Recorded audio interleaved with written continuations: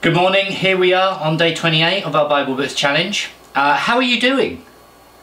We're such a long way through the books of the New Testament now, and so if you've stuck with me through all of these, we're nearing the end of learning the 66 books of the Bible.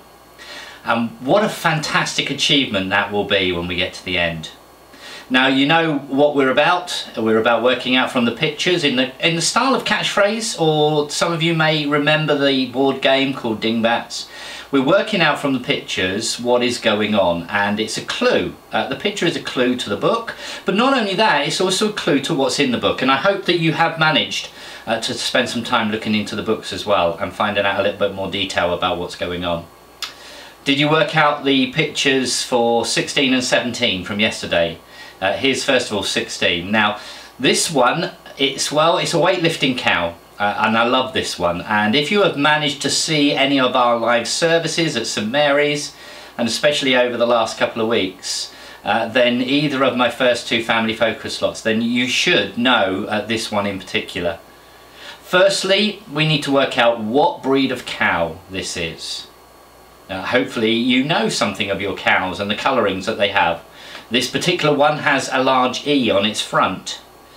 It is in fact a Frisian cow, and with the E it's an Ephesian. Does that sound like a book in the New Testament? Some of you may well know that one now and are well on the way to getting this one. Of course it's Ephesians, one of Paul's letters. Now this particular cow is weightlifting, which is not a common sight in the fields, is it? The weightlifting is a clue to what the letter from Paul is all about. Now, she's bodybuilding to remind us that Paul wanted the Ephesians to be built up as a church, to become spiritually mature, to grow in their Christian faith. Paul probably wrote this letter from prison in Rome, and he reminds them how their life can be transformed by following Jesus. Being transformed by God's Word is one of the things I've mentioned a few times as we've gone through the Bible Books Challenge. Can you remember the phrase I've quoted a few times from a man called D.L. Moody, a famous theologian from many years ago? And it's this: the Bible is not for our information, but for our transformation. Well, Paul is writing to the Ephesians, and that's what he wants them to do, to be transformed. And so he gives the Ephesians and also us advice on how to live in the light of what you know, and then experience more to enrich your life even more. Well, there's a long explanation on that one. It's a really great book, Ephesians. So I hope that you spent some time in it and enjoyed doing that. Our picture number 17, this one, well, we've got, Son of God, I think was my statement on this one. So our picture is showing us the letter J, and you'll notice there's a switch on the side. This J is actually switched on. J on. Does that sound like a book in the New Testament? Well, it's one of the major books, isn't it? It's the book of John.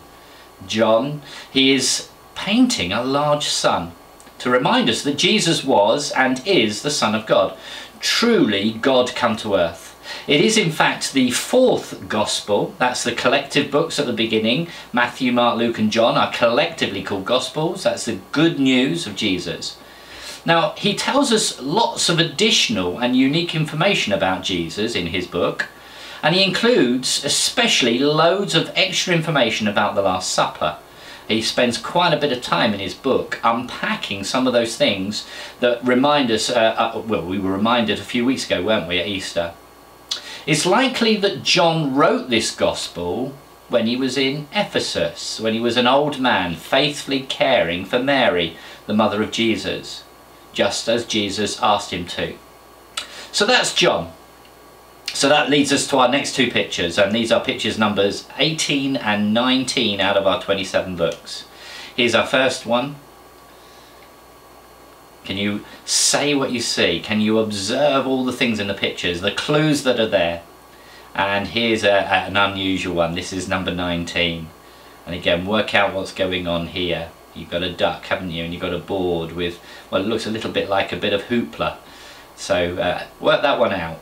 and I will be back tomorrow with your answers and some more pictures, so that you can work those ones out as we work towards the end of the New Testament. Remember, you're working out from the pictures which book is represented by that picture, and then I would love it if you were able to spend a little bit more time in the book as well and search through a little bit and get some idea of what the book is all about.